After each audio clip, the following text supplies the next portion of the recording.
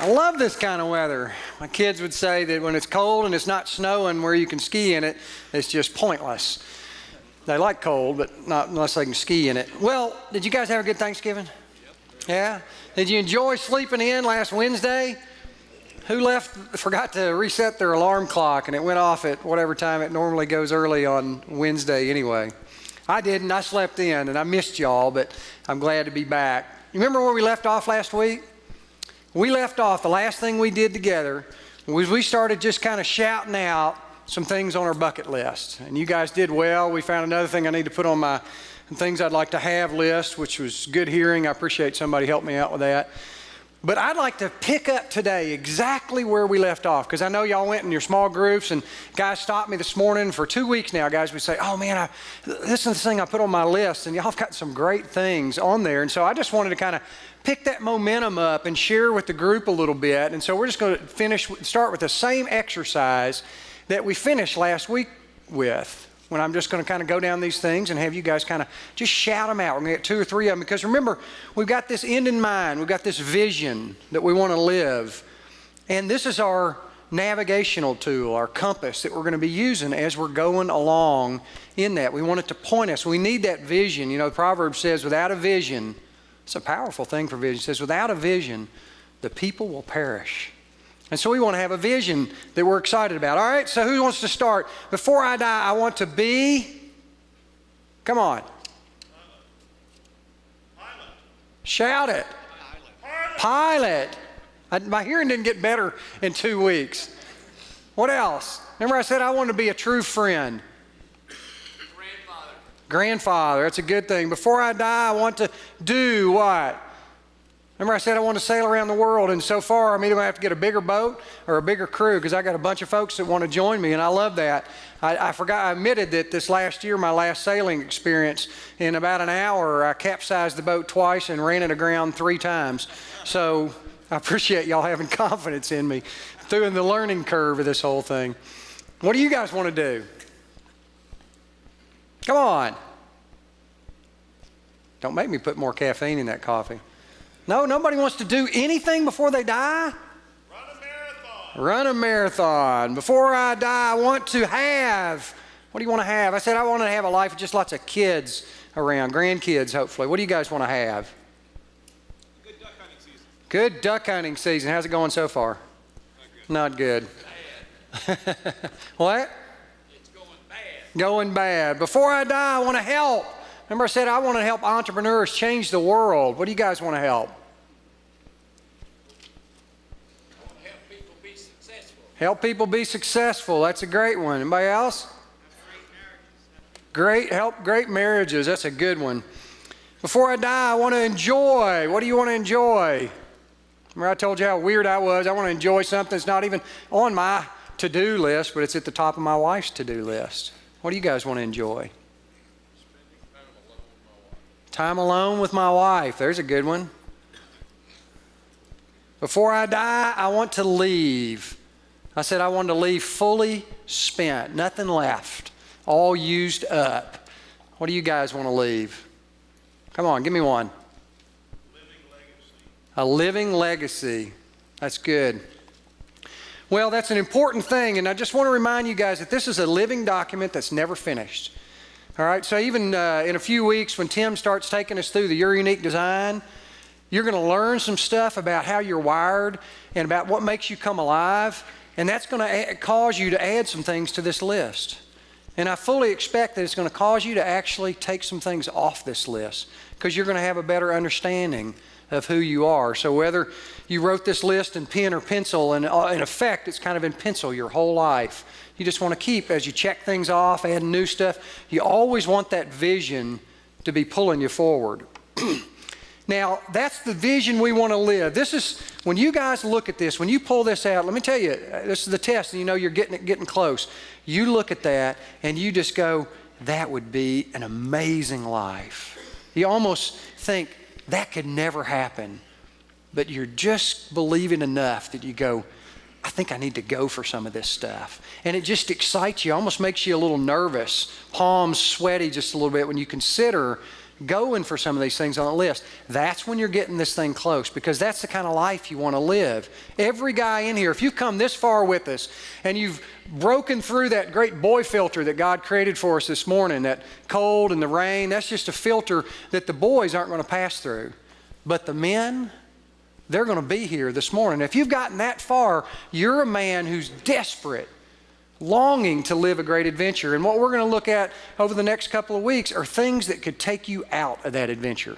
Even in the midst of going for it and living it, it's kind of like climbing, kind of the three things that can get you climbing no matter how good you are. Lightning is a regular one. That's why we're always looking at the clouds, seeing what's coming in. And I've been hit by lightning in the mountains before, and it's not good. And one of the other ones is avalanche. And I've been in quite a few avalanches. I learned a little bit. But they'll just take you out. And rock fall is a regular one. Just these boulders, big, small, doesn't take a very big rock coming down a mountain to take you out of the adventure.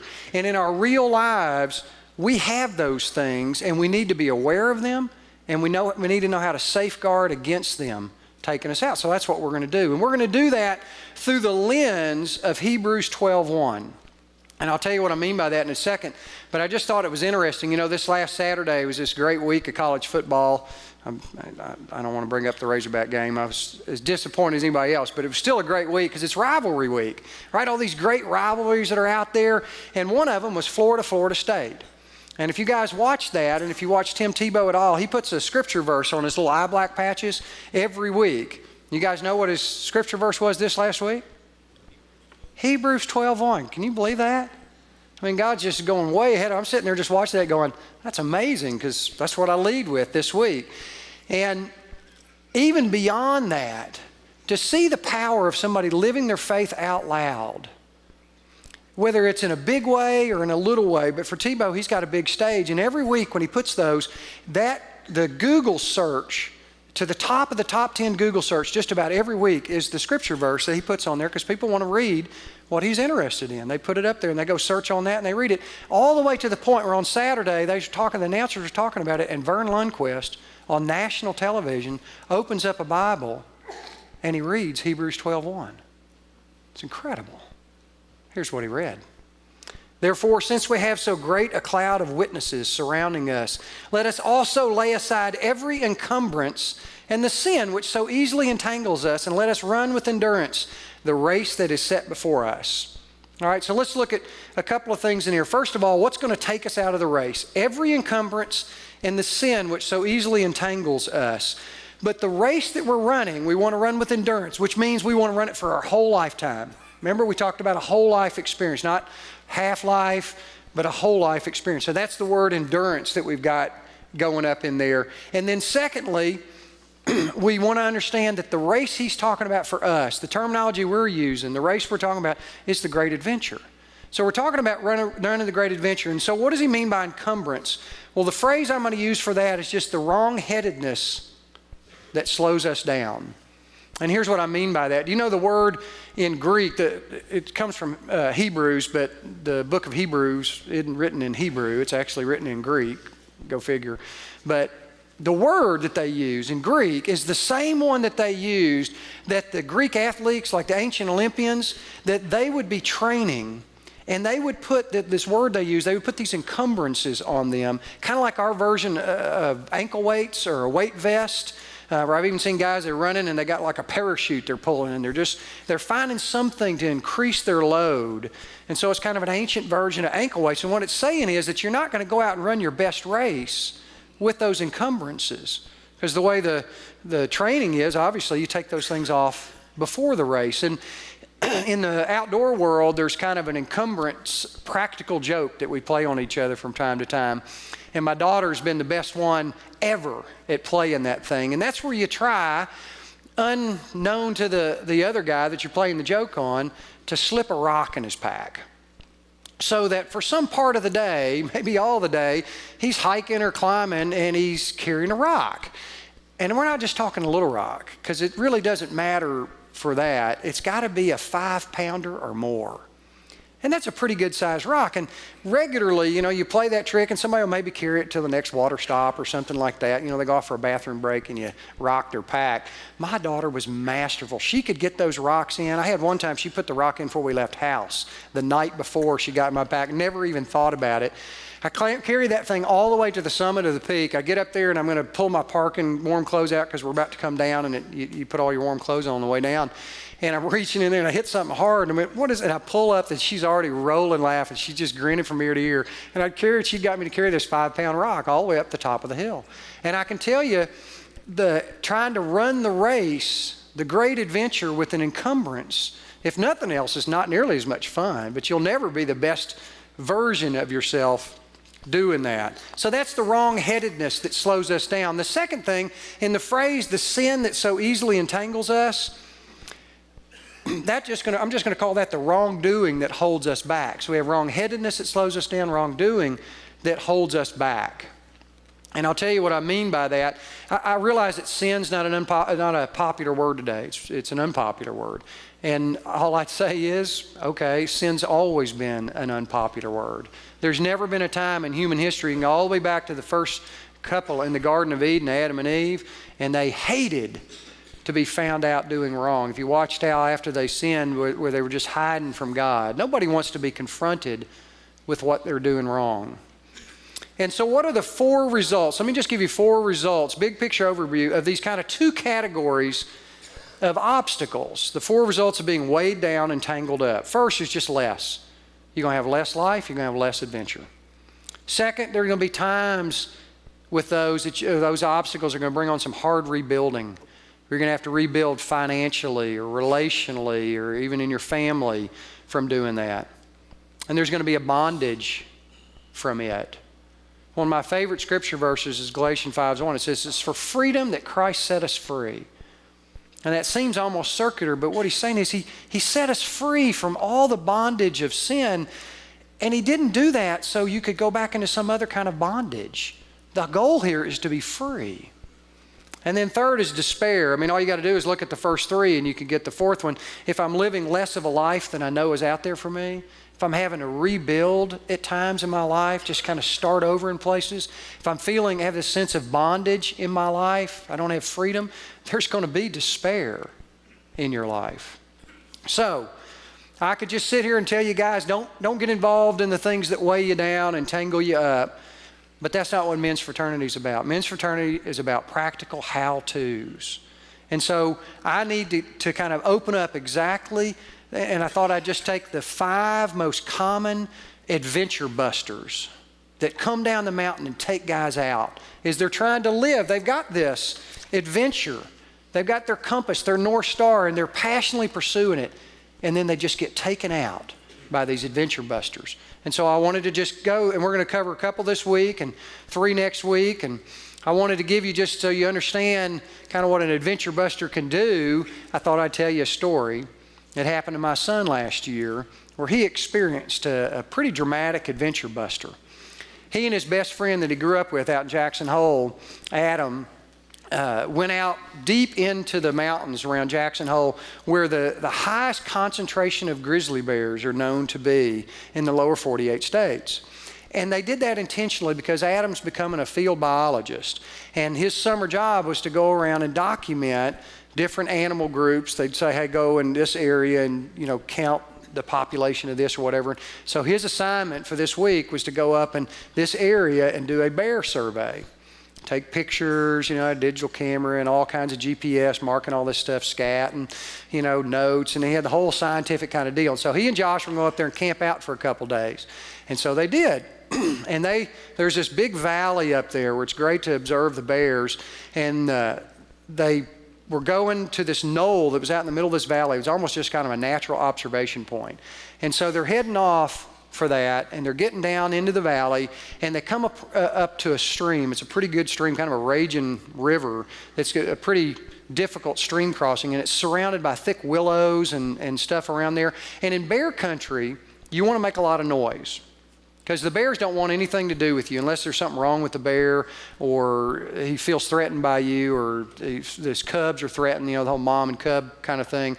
But normally, if they smell you or hear you, they just take off. You'll never see them because they don't want anything to do with you. And so you try to make a lot of noise. That's where the thing where people wear the bear bells on their pack and look kind of silly and stuff. But the idea is that you kind of, let the bears know. The one place that system breaks down is around rapidly running water, because it makes way too much noise, and the bear can't hear you, and you can't hear the bear.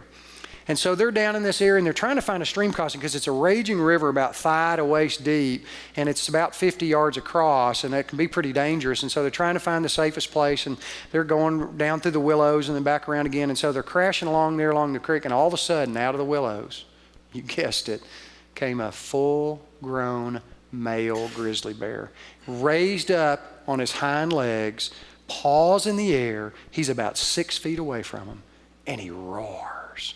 Roar! Just that whole thing. They said just slobber was coming out of his mouth, and they're sitting there. So what do? Well, these boys are mountain boys. They've been raised there. Adam's dad was a guide like me, and we've been dragging those boys around the mountain since they were 2 years old. They had been prepared for this very moment. We'd had other bear encounters, not like this, but we'd had other ones. They knew what to do. And they knew that, first of all, you don't kind of look aggressively at the bear. You kind of stare down, just keep them in your peripheral. And you sort of back up, and you're pulling out your can of bear spray. If you haven't seen bear spray, it's a little small fire extinguisher looking thing that shoots out about a 25-foot cloud of this just industrial strength pepper spray. And it'll run a bear off. And so you do that, and if that doesn't work, then you drop to the ground, kind of a fetal position, lock your fingers, and you put them around the back of your neck. Because the bear will try to bat you on the back of the neck, and he'll kill you if he does that. And so you just kind of huddle up there, and the boys even know of a good friend of ours, they've seen the scar, that it was in that situation once, and the grizzly bear took a big hunk out of his thigh. And it was a buddy of mine, and he just had to take it until the bear lost interest and went off. And so they know all this. They've been trained, and they knew the last thing in the world you want to do is run. I mean, the only time you want to run in bear country is you're absolutely sure you can outrun the guy you're with.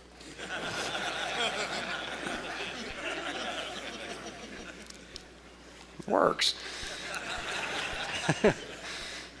It's not a great guy, anyway. So you don't want to run because it could trigger actually their feed instinct, because a lot of times it's their protective thing. They're not looking at you to prey, but all of a sudden you take off running, it could flip the switch to prey, and all of a sudden it goes, ooh, lunch. So here they are, and they're in this moment. The bear's there, all 7 feet and 700 pounds of him. Rawr. So what do? Well, the first thing they did was dropped everything in their hand, screamed like a couple little girls, ah, and ran into each other and fell down to the ground. And then they got up and started scrambling, running the other way. Adam takes off, and Josh is running, and he's still looking at the bear, and about the time he turns around, there's a tree there. Hits the tree, falls to the ground, and about that time Adam's getting his senses. He goes, Josh, let's stop running, get your bear spray. And so Josh is kind of on one knee, and they're pulling their bear spray. Now they're going to do all the right things. They pull it out, and the bear's gone. Well, now it's almost scarier. Where'd he go? I mean, is he circling around, just kind of come up from behind, a little better angle attack? Or did he go, oh, there's two, I'll go get a friend. We'll both have a meal. You don't know. And so they just want to get out of there. And Adam said his camera, and he had this expensive digital camera, was about 3 feet. It says it was just out of my reach, but it was where the bear was in that direction. So he said he almost reached in and went, nope. And they just took off, left the camera and everything, and ran. And that's where I kind of ran into them. They came back about 3 hours later, just shaking like a leaf, telling this story. They could hardly get it out. But the reason they ran into that bear, because Adam had been there even a few days before, and he knew how to avoid this. There's a trail that goes around through a kind of a safe area where you're not in the bear habitat, takes you all the way around, takes you up to that knoll in a safe place. But they decided that day that they could take a shortcut. And they took a shortcut. And this great adventure that they were wanting to have got busted. And so what we're going to talk about today, and even next week, are ways that we can have the great adventure. We can have what we're looking for and not get taken out by those adventure busters. So what's the first adventure buster? I'm just going to call it the double life. And it's a life of duplicity rather than a life of integrity. And a life of integrity is just exactly what it says. It's integrated. My public life, my private life, my personal life, it's all integrated. The scripture talks about this double life. In James, it says, a double-minded man is unstable in all his ways. Now, just for a second, does anybody here think they're ever going to live the great adventure? You're ever going to get this if you're unstable in all your ways? Let me diagram this for you so I can just be real clear what we're talking about. On this diagram, we're looking at the difference between our stated values and our actual behavior. And the farther they are apart, they're dysfunctional. The closer they are together, we're more functional. So the first thing would be on the dysfunction, I'd just say that our stated values conflict with our actual behavior. Kind of moving more to the function. Our stated values ebb and flow. Sometimes they do, sometimes they don't. And then the best we could hope for is that our stated values consistently match our actual behavior. And I like that word consistently. It's not perfectly. Nobody in here is going to do that perfectly. We're all going to be found to be a hypocrite at times, to lack full integrity at times. But what a real adventure will do, just like we talked about real wiring, rather than looking at our wiring and say, well, my wiring's pretty good. I don't need to worry about the bad spots.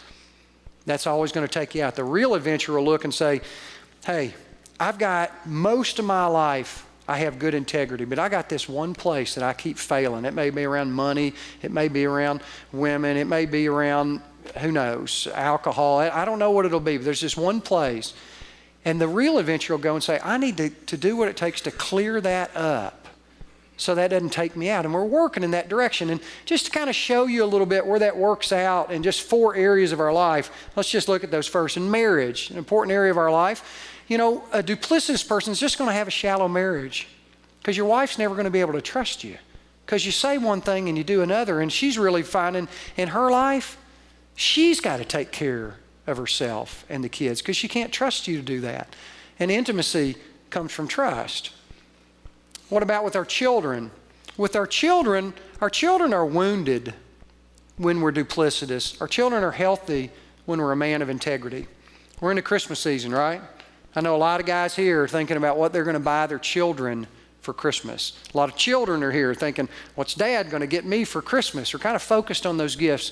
And it's a good time to just be reminded, dads, and then future dads that are in here, just listen to me for a second. Put your pens down for a second. I'm going to just tell you, you get all these top 10 gift lists. I'm going to tell you the number one most valuable gift that you can give your children.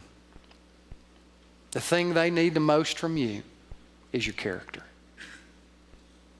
Your kids haven't got a chance to be a man of integrity and nobility if you're not a man of character.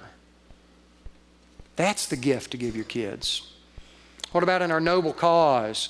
Well, I don't think it takes a genius to realize that we're not going to live much of a noble cause if we're not a man of integrity. We see people trying to do it. I mean, we even see politicians, that's a regular thing, talking about all these noble things, and then we'll see their personal life. Just takes them out. They're just a joke. What about our spiritual life? Are we going to be in an area of spiritual judgment or spiritual blessing? It's pretty obvious that spiritual blessing is where the great adventure is going to be. And the question for me is just to ask, where do I fit on that scale? Because every time I think about duplicity versus integrity, I feel conviction. Because there's places in my life where I'm not a man of integrity. And I'm working on some of those. The ones I'm really scared of is the ones I don't know about. And I'm just ignorant of. And that's why I need the guys in my life to be those faithful mirrors around that. Because the more integrated our life, the more functional our life. And the more functional our life, the more great adventure we're going to be able to actually live. So if I just to summarize that, I just say the greater the separation between our public face and our private behavior, the smaller our capacity for real adventure. It just goes together. I mean, you can try to come up with a different formula, but no one's ever found one. Integrity gives you the maximum capacity for adventure. Second, religious people often set themselves up for the double life. And I've just got to say this for myself. I'm a regular churchgoer, and it's so easy for duplicity to creep into my life around religious things. Whereas I talked to you a couple weeks ago, the reason that I'm a Christian is because Jesus Christ, on my worst day, Jesus Christ offered to forgive my sins. Without judgment, He offered to take that penalty from me. Freely offered it and just loving me every step of the way. But I will show up, maybe it's on church, maybe it's other places, and I'll look and see people who are just overtly sinning, and I can open the Bible and I can show them chapter and verse exactly what they're doing wrong. But rather than using that chapter and verse then to raise them up, to try to give them life, I'll use it to beat them down with. And I'll just give them judgment rather than grace. And that's never what the Christian life, that's never what it was intended to do. And that's why I said a few years ago, I just hate religion because of the toxicity it brings to people's lives. When what it should bring is honesty and transparency and humility. And then lastly, is just integrity is just healthy. It's healthier mentally, physically, emotionally, and spiritually. Just everything gets healthier with a man of integrity. So what are the safeguards? How do we keep from getting wiped out by this obstacle? I'd say first is just real conclusions and written convictions. You need to write these things down. First of all, you need to decide what it is that your values are. And then you need to write them down. Doesn't need to be a long list. It may for you just be 3 things. You just put on there, I'm going to be honest. I'm going to do these kind of things. It may be the subject matters that you struggle around. Money, women, booze. It may be whatever it might be. But you're going to somehow put these things down because you've got to write them down before the moment of truth.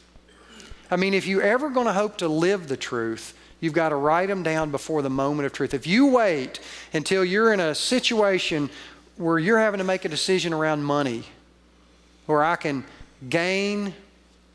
lose some integrity, but I can gain financially. If you wait to that moment, you're in real danger of making a decision that's going to cost you your integrity. Or, kind of the back seat of the car scenario. If you wait to decide how you're going to handle sex outside of marriage until you're in the back seat of the car, I don't have to tell you the decision-making process there is not that good.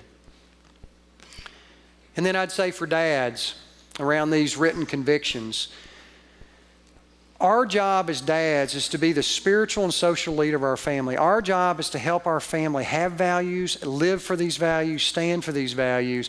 But unfortunately, and I've been guilty of this, it's the shortcut is we want to come in and just give an edict.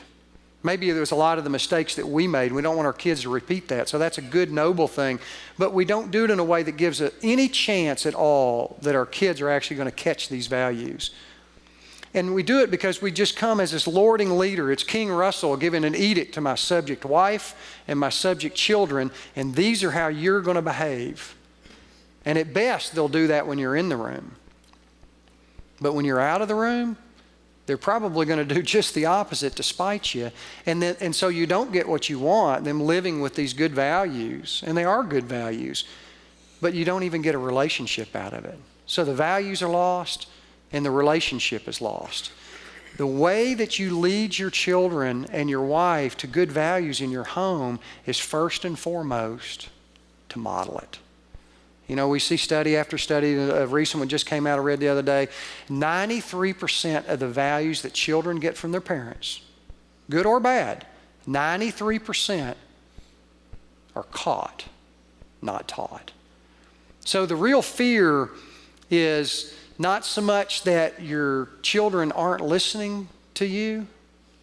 The real fear is that your children are watching you. Next safeguard, friends you're accountable to. I've talked about this every week, and I hope I keep talking about it every week.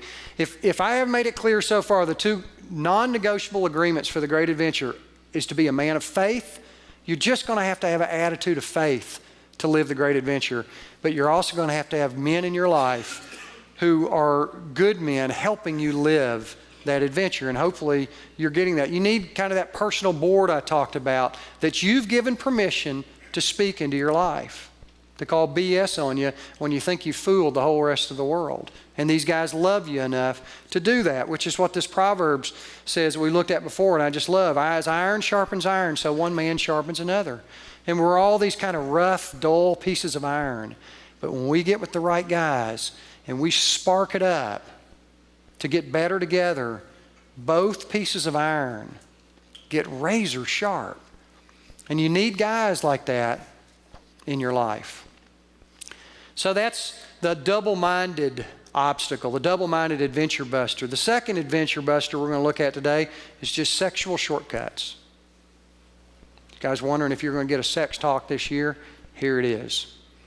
Let me tell you first of all, before I step into that, when it came to how I handled sex before I got married in my dating life, I just have to stand up here as a guy that says, I can't say do it like I did, because I did it right. I didn't. I failed in every aspect of that. Took every shortcut, sexual shortcut you can imagine. I was not a man of nobility, and I was not a man of integrity. Now, there was parts of that, because I know some guys out there going, I don't want to, say it was a sad time in my life. I was having fun, and I know some guys in here, they're thinking, well, I'm having fun, and I was having fun. But what I found out later, I wasn't having nearly as much fun as I could have been having. And that's what I want to offer you today, is maybe just to consider what seems the best kind of thing for you in your sex life is actually a shortcut that's costing you something, costing you a whole lot of something. And first, I would just say, I'd say kind of two things around sex. The first category of things would be that sex is and should be a wonderful part of the great adventure. Absolutely. Sex is God's gift to us. I mean, God created it. Men love sex. I mean, look at all the other ways that the animal kingdom procreates itself. Some of them would be fairly not interesting. So clearly, God gave us a very pleasurable way to reproduce, to be fruitful and multiply and fill the earth. And it was way beyond that. He wanted us to enjoy it. I mean, there's a whole book in the Bible, Song of Solomon, that's really a how-to around how to do sex right. It's kind of a sex manual. And it's not talking about how to do it right so you get the most kids. It talks about how to do it right so you get the most pleasure. And it's not just in the Song of Solomon. Look in Proverbs here. Rejoice in the wife of your youth as a loving hind and a graceful doe. Let her breasts satisfy you at all times. Be exhilarated always with her love. Are the words? God wrote these words. He's not ashamed of us enjoying sex, exhilarating sex with our wife. It's part of His plan. The second thing I'd just say, besides God's plan, is this is great sex is the union of souls as well as bodies.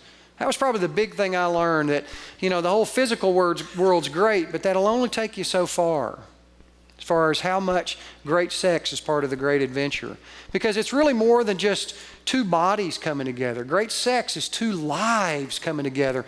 So all the trust you've built with your wife and the joy and the fun and the shared experiences and the shared dreams and even the conflicts that get resolved, all that kind of stuff comes together in this amazing symphony of great sex.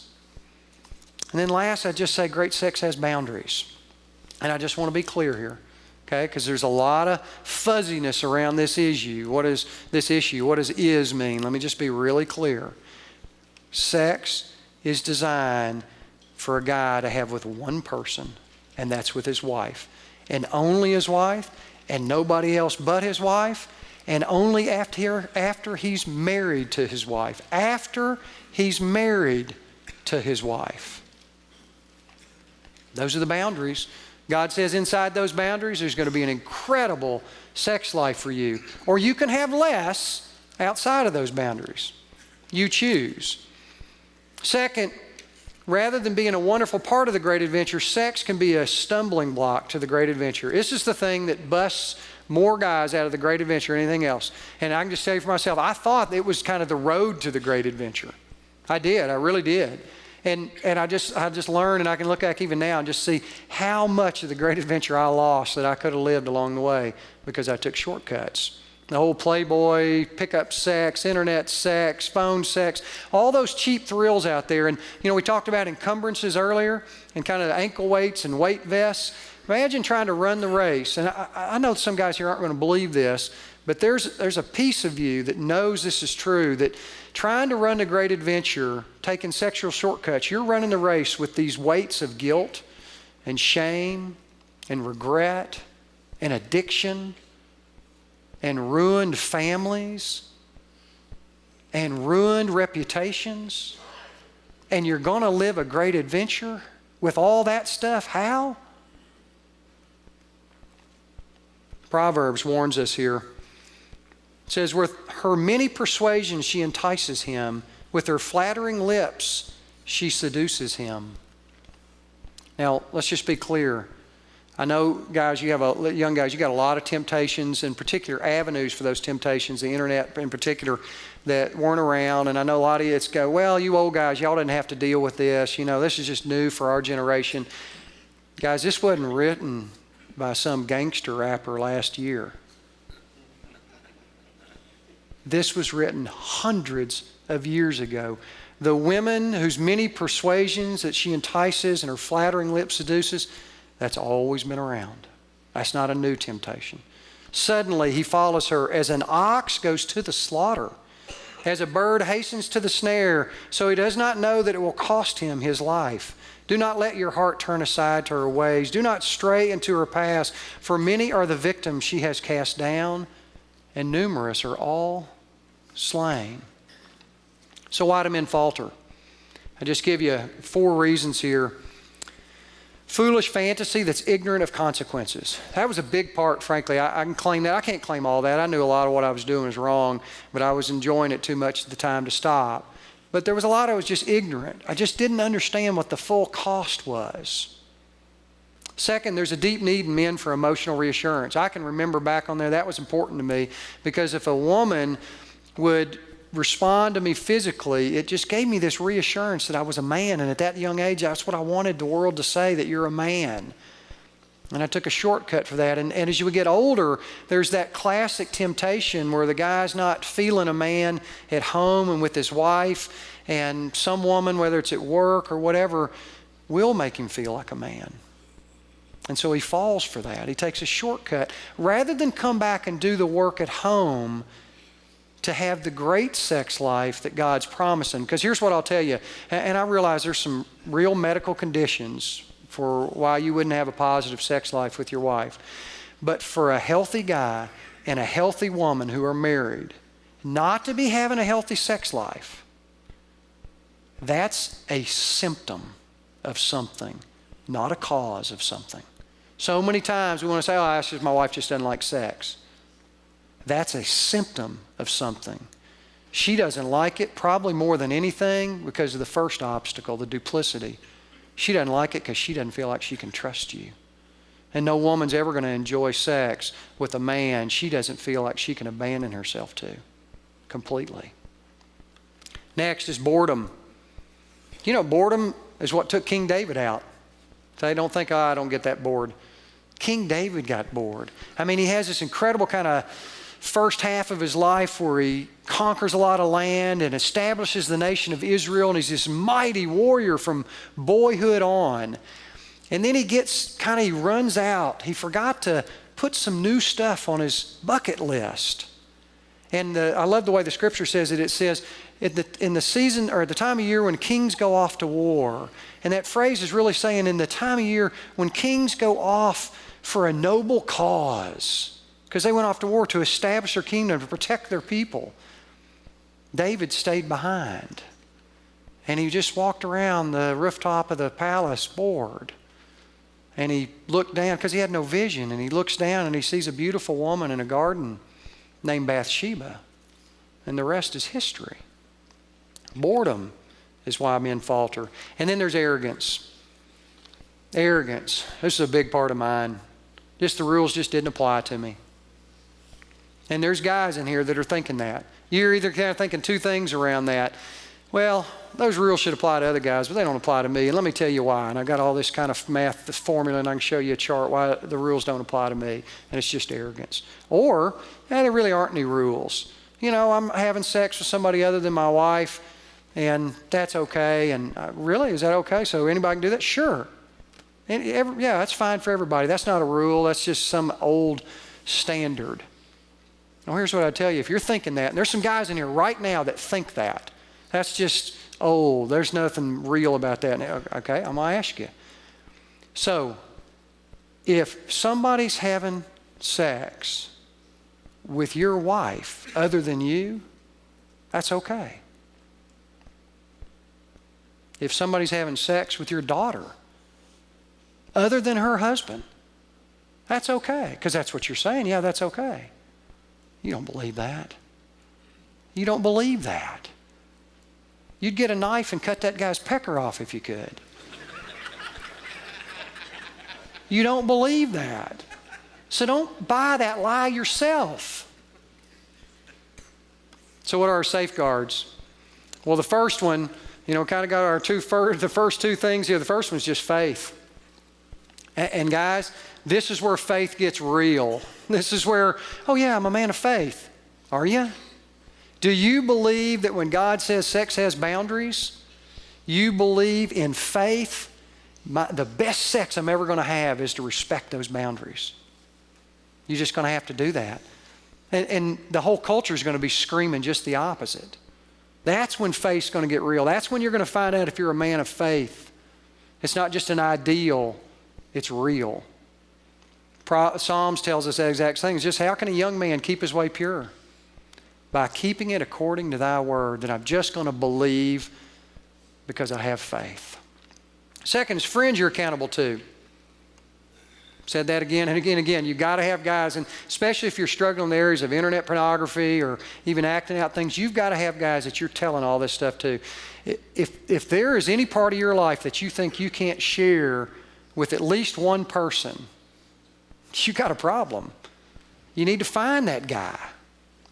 And it's not going to be easy. I don't want to make that easy. That's not any easier than having faith. But it's just as important. And then lastly, making time to love and enjoy your wife.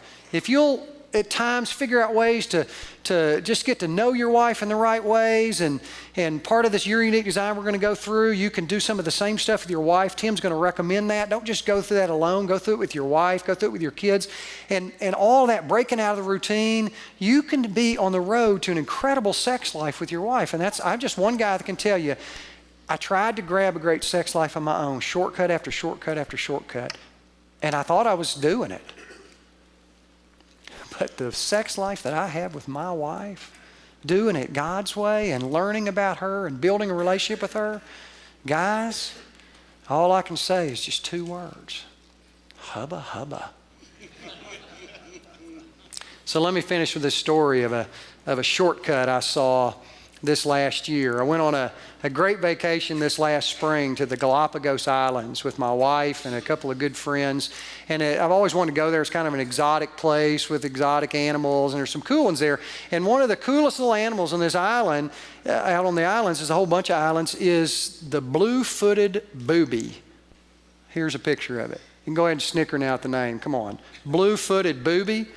Well, the thing, I was like a 14-year-old all the time I was there. Every time the guide said it, I'd, really? It's kind of a glorified seagull. It's got these incredibly bright, beautiful blue feet, though. And what we found, the guy, the naturalist, is telling all this, it's a monogamous bird, kind of like a penguin and some other birds that they mate for life. That's what they do. And then he started telling us how they find their mate.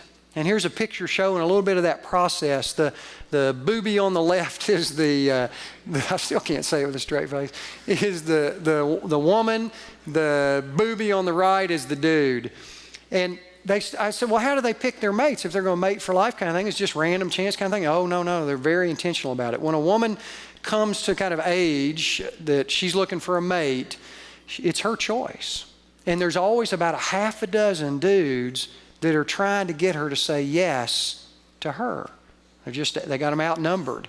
And there's young guys and there's older guys, and they come around. And one of the ways, what they're really trying to do is impress her. And the way the guys described it, it sounded like just kind of stereotypical bar scene, just cliche bar scene you've ever seen. Because these guys get up here, and what he's doing is this dance. He kind of puts his wings out, and he kind of does this little slow stomp, not much rhythm, so it was a dance I could relate to. And he starts flapping his wings, and he's just showing off his stuff. And then he's caw-caw, caw-caw. He's kind of just, singing to her a little bit. And he's trying to impress her with this dance. He shows his maturity, because I guess the older guys, believe it or not, they actually dance better than the younger guys. And she's looking for a bird of maturity. And then they start showing off their bling. They're going out and catching fish and bringing fish, and she's judging their ability to provide, to bring this fish. And so she's looking for, he says he's looking for two things. She's making her choice on two things. A guy who's a good provider and a guy who's got maturity, because what she's looking for more than anything else is a guy she can trust. And this guy's telling this, and I'm listening to this all happen in about 15 minutes, and I just looked at my wife and I said, that's better than any marriage seminar I've been to. That was pretty well it for how to find a mate and to do that. And so that was a great thing, because so they get married, she makes her choice, they have this is the next picture. This is the culmination. They have some eggs, and there's no natural predator, so they just have this little depression in the ground, and they lay their eggs. And unlike penguins, where the parents always have to stay on there so the eggs won't freeze, this is out in the baking desert sun. They have to stay there nonstop so the eggs won't just fry in the sun. And so in the daytime, one will leave and go out and fish, and then while the other one stays on the nest, and they'll come back and they'll swap off. And someone's always sitting on the eggs, even if the other one's around. It's just this great family scene that they've got going on there. And that's where I saw this shortcut.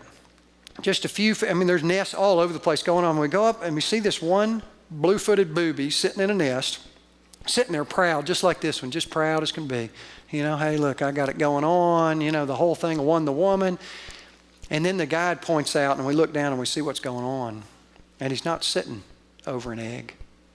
He's sitting on top of a little rock that's sort of egg-shapish. He's sitting on top of a rock because he took a shortcut. He wasn't willing to develop the maturity and the ability to provide and earn a woman's trust. He just wanted to get to the end so the whole world would think, yeah, I'm a impressive dude, and I've got everything I'm supposed to have.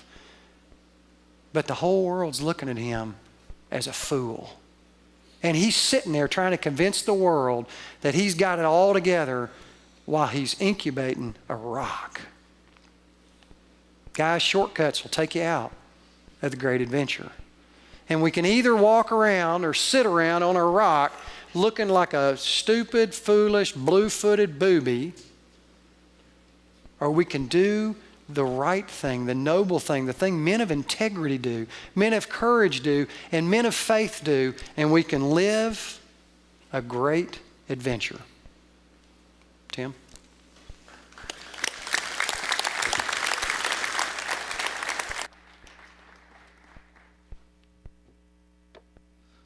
I love that picture. You think guys are the same in every kingdom. Same struggles, same things, and you look, and there's the ultimate poser. Just out there thinking he's the man when really he's the fool. And I would just encourage you, you hear something like that. There's seasons in life where you think you're the man and you're strutting, only to look back later and go, man, I was a fool. And usually in those seasons, there's a couple of things going on. One, it's usually when a guy's all alone and he really has no other guys in his life that he can share what's really going on. And the lonelier you get, the more you become a poser. Those two just go hand in hand. The other side is he's got guys around him who don't have guts enough to step forward and go, dude, we see it's a rock. It's not working. And so that's what I want to challenge you as we talk about these shortcuts. Some of you right now, you're sitting on a rock. It's not working. And you really haven't let down your guard to share with anybody. We've been doing this enough weeks that our hope is that in your small groups and some of the relationships there, you can start letting down your guard like that. Or maybe as friends, you step forward and you speak some truth into each other's lives. And just say, I see some things here, and it's not working. And have that kind of honest conversation with each other. Whether it's in the group time right now, sometimes conversations like that, of that level, maybe it takes a follow-up one-on-one later. Here's what I want to challenge you. We don't just do group just to do an exercise. We do it so that none of us are posers. None of us have to live that kind of lonely life. But without other guys speaking truth in your life, you invariably are headed to that destination. Hey, I challenge you as we go to group today, as you get into the questions, don't just do the questions. Don't just answer something. Get into each other's lives. And beyond group today, maybe even right now, there's a guy in your group you need to follow up. There's a guy in your group maybe you just need to go to lunch to and just get real with. Take that step so that you can be experiencing the life that Russell's talking about today. We'll see you next week.